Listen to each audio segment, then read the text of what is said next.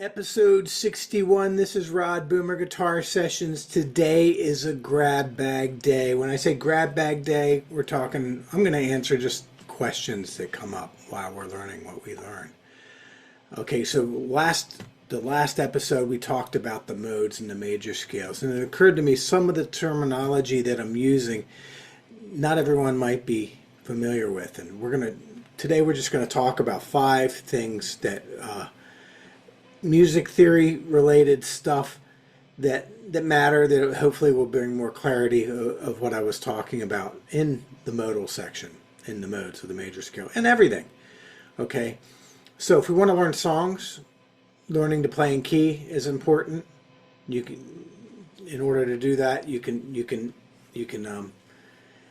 know what to expect. There's common chords in every key, and it's like it makes music a whole lot easier, and it's like you want to take the guesswork away.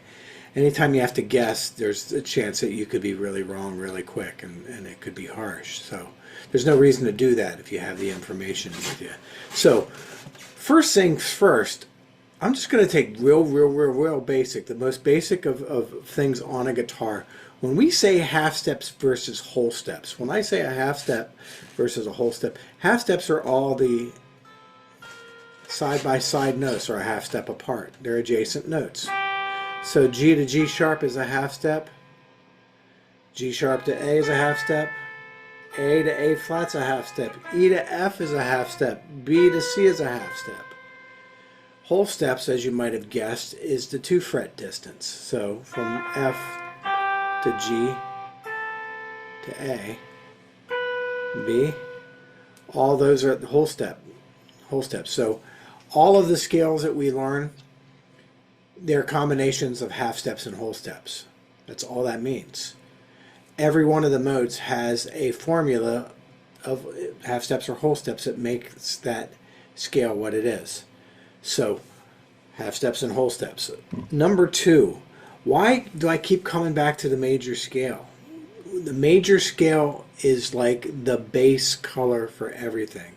If we want to find out what a minor scale is, what we say is, that's a lot of the time what we talk about is, okay, so it's like a major scale, only you flat the 3, you flat the 6, you flat the 7, okay? If we flat the 3, that assumes we know what 3 is. So 3 is 1, 2, 3, 4, 5, 6, 7. Those are major scale intervals. So that is kind of ground zero with music theory. Once we get into tonalities and playing in keys, ground zero is the major scale. All right, so chord formation within the major scale, predictable stuff. Now, how do we apply this stuff, the major scale stuff? So if I had let me check out some of my backing tracks that I've used. So let me see.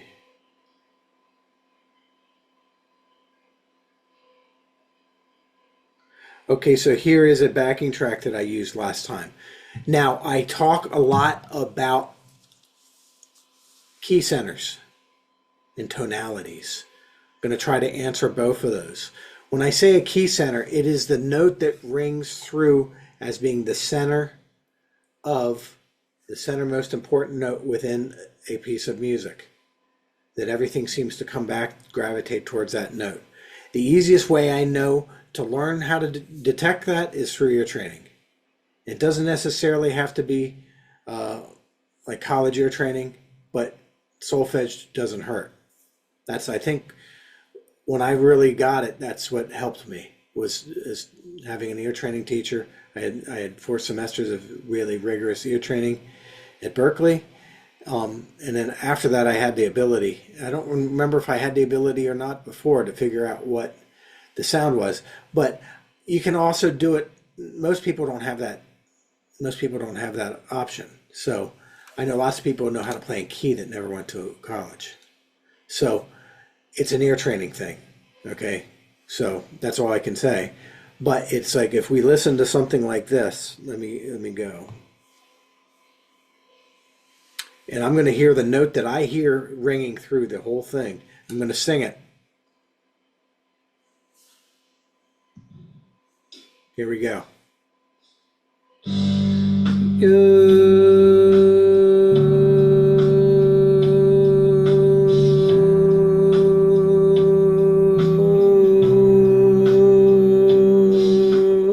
Now, somebody who has perfect pitch, which I do not have, and I don't necessarily think I don't think it's necessary. Somebody who has perfect pitch can tell you that's a G note. What I can tell you is what I have acquired is relative pitch. Okay, so I don't know that that's a G note, but I goes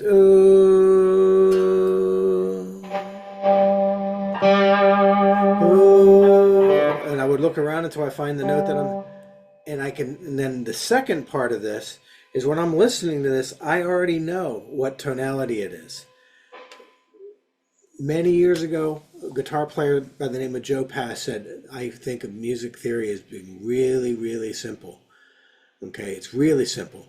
We only have 3 tonalities that we're responsible for. And you listen to Joe Pass and he doesn't sound like it's that simple, but he breaks everything down to 3 tonalities. Your major sounds, your minor sounds, which everybody knows, majors and minors, you hear about that all the time. And then you have your dominant sounds. Okay, major sounds, minor sounds, dominant sounds. So when I'm playing along with a song, all I have to do is figure out where the key center is and if it's major, minor, or dominant. And if it's a particular kind of minor, that's a deeper level. But something like this is, I know that's major, so it's G major, so I know a G major scale would be like,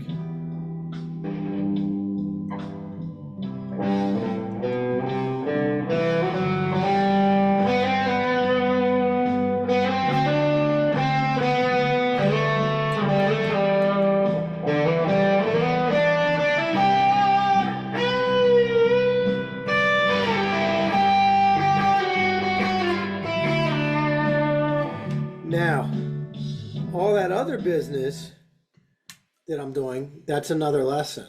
That's lots of different things going on at once that we can learn in time. But those were all the notes of G major. Okay?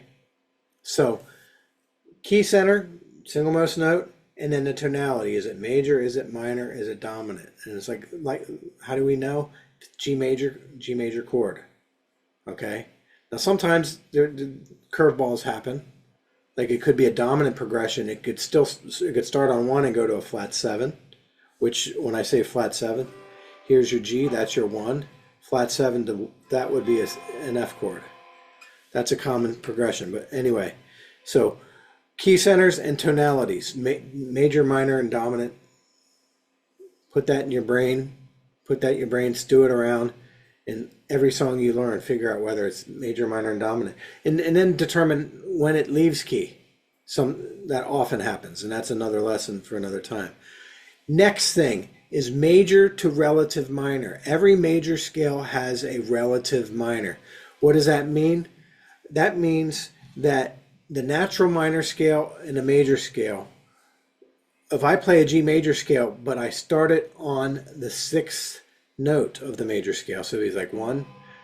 It's like do, re, mi, fa, sol, la, ti, do. Do, 1, 2, 3, 4, 5, 6. Okay, that's my 6th note. If I play that,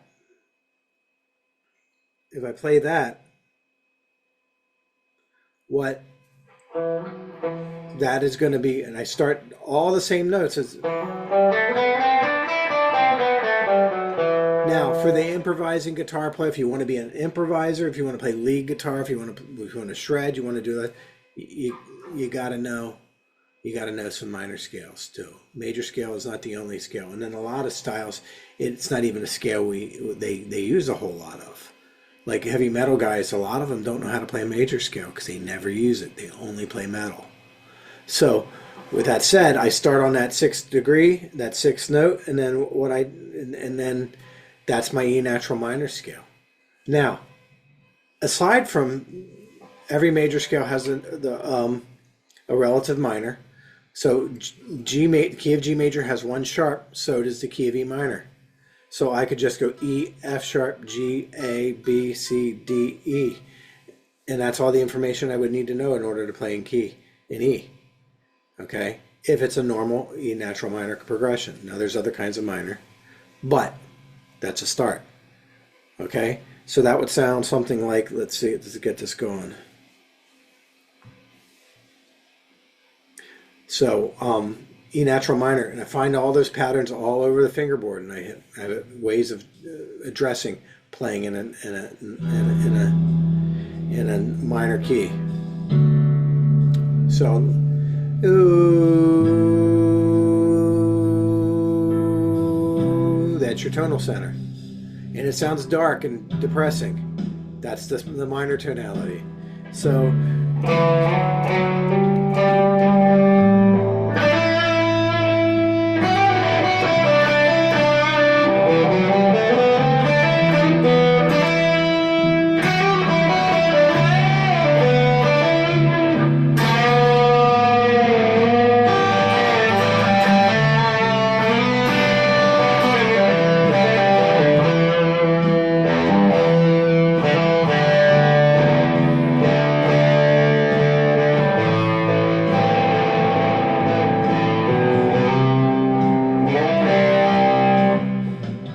So that is tonal major to natural minor, major scale to relative minor. I would practice natural minor scales as much as I would major scales because it happens all the time. Okay, lots of your songs are about major keys and minor keys. And then there's the blues key. The blues key is going to be dominant.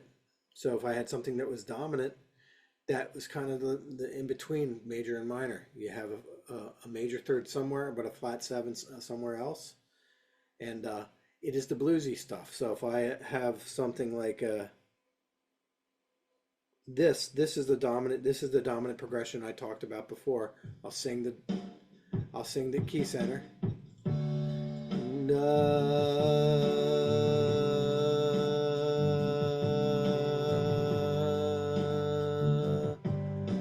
Okay, so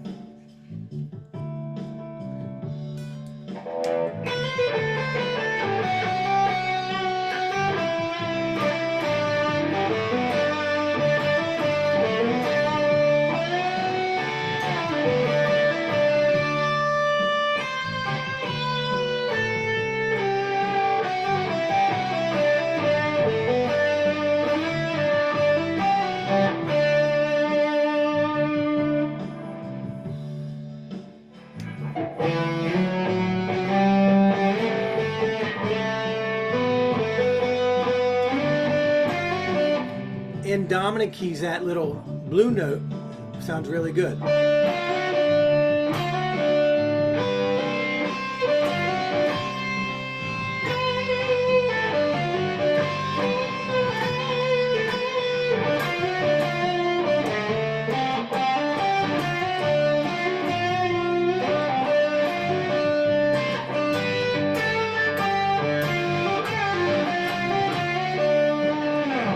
All right.